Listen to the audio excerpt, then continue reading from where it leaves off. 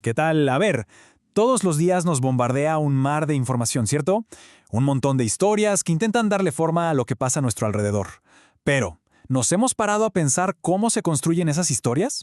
Hoy, de la mano del análisis del doctor José Antonio Cisneros, vamos a desmenuzar el concepto de las narrativas para entender cómo estos relatos, a veces invisibles, le dan forma a nuestro mundo. Muy bien, esta es nuestra hoja de ruta. Primero, vamos a ver la diferencia entre un hecho y la historia que nos cuentan sobre ese hecho. Después, definimos bien qué es una narrativa, vemos cómo opera en lo chiquito, en lo personal y luego a lo grande. Y cerramos con lo más importante, cómo hacemos para no ahogarnos en ellas. Listo. Vamos a arrancar por lo más fundamental, que muchas veces es lo que pasamos por alto. Es que hay que entender que una cosa es contar lo que sucedió y otra, muy distinta, es armar un relato para convencernos de algo. Y justo en esa diferencia, créanme, se esconde un poder gigantesco. Y aquí está la pregunta clave que nos lanza el doctor Cisneros. ¿Nos basta con tener los datos, los hechos puros y duros? Pues como ya vamos a ver, la respuesta corta es que no. Porque al final del día, lo que de verdad moldea nuestra forma de ver las cosas no es qué pasó, sino la historia que nos cuentan sobre cómo pasó. Ahí es donde todo cambia. Miren, este cuadro lo deja clarísimo. A la izquierda tenemos la narración, el dato frío, ¿no? Hubo un tsunami. Es una noticia, punto.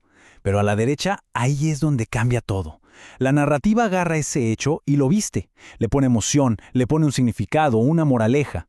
Ya no solo te informa, busca que sientas algo, que pienses de una manera específica. Y ese es el meollo del asunto. La narrativa siempre tiene una intención. Ok, si esto es tan potente, tenemos que entender cómo funciona por dentro, ¿verdad? ¿Qué es exactamente una narrativa? ¿Y cuáles son sus piezas? Para que sea tan influyente. Aquí la tienen, la definición clave del análisis del doctor Cisneros. Y, ojo, fíjense bien en estas palabras. Construida, crear una mentalidad, lograr un objetivo.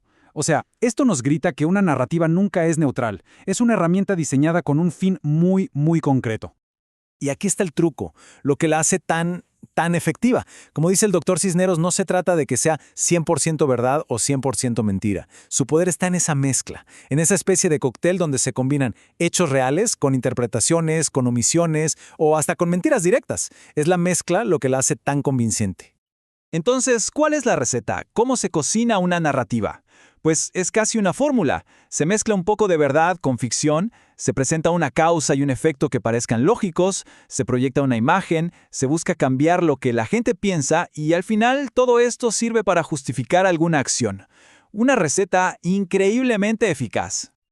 Ok, para que esto no se quede en algo abstracto, vamos a aterrizarlo con un ejemplo de la vida real. Uno que, de una u otra forma, seguro que todos hemos visto de cerca alguna vez.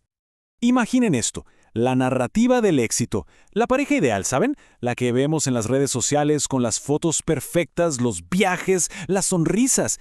Es una historia que ellos mismos construyen, con mucho cuidado, seleccionando qué mostrar y qué no. El objetivo es claro, proyectar una imagen de triunfo, de felicidad absoluta.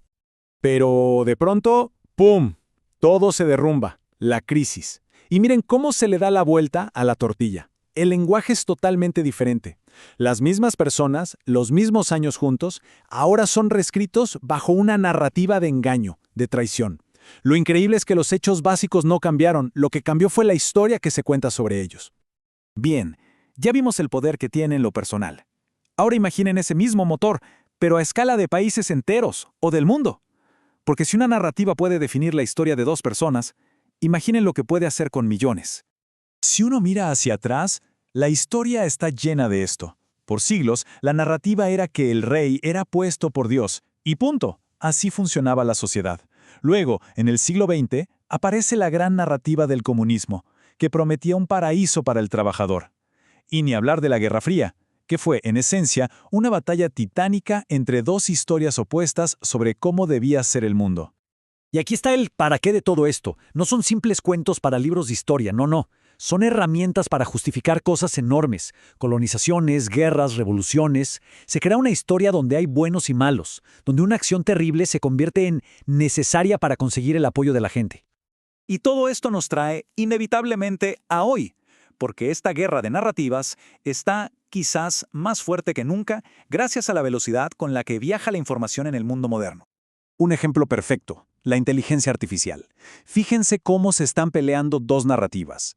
Por un lado, la historia de la promesa, la tecnología que nos va a salvar, a curar enfermedades y a crear trabajos increíbles. Y por el otro, la narrativa del peligro, la que nos dice que es una burbuja para sacar dinero, que nos va a dejar sin trabajo y nos va a atrofiar el cerebro. Ambas historias se luchan hoy para ver cuál se queda en la mente de la gente. Y en la política, bueno, esto es el pan de cada día. Es casi un manual. Se apela al miedo, no a los datos. Se crea un diccionario propio para que se sepa quiénes son los nuestros y quiénes los malos. Se usan adjetivos como misiles para destruir reputaciones. Y lo más peligroso, se construye un drama de víctima y culpable para poder justificar casi cualquier cosa. Un manual de manipulación, en toda regla. Ok, después de ver todo esto, la pregunta es obvia. ¿Y ahora qué? ¿Qué hacemos frente a este bombardeo constante de historias con una agenda? Y la clave, según nos explica el Dr. Cisneros, no es buscar un mundo sin narrativas, porque eso sencillamente no existe. La verdadera defensa, la única que tenemos, es la conciencia. Es desarrollar ese detector interno que nos permita desarmar las historias, ver sus piezas. Saber que toda narrativa tiene un propósito nos da el poder de preguntarnos, ok, ¿cuál es el propósito aquí y a quién beneficia realmente esta historia? Así que nos despedimos con esa pregunta flotando en el aire.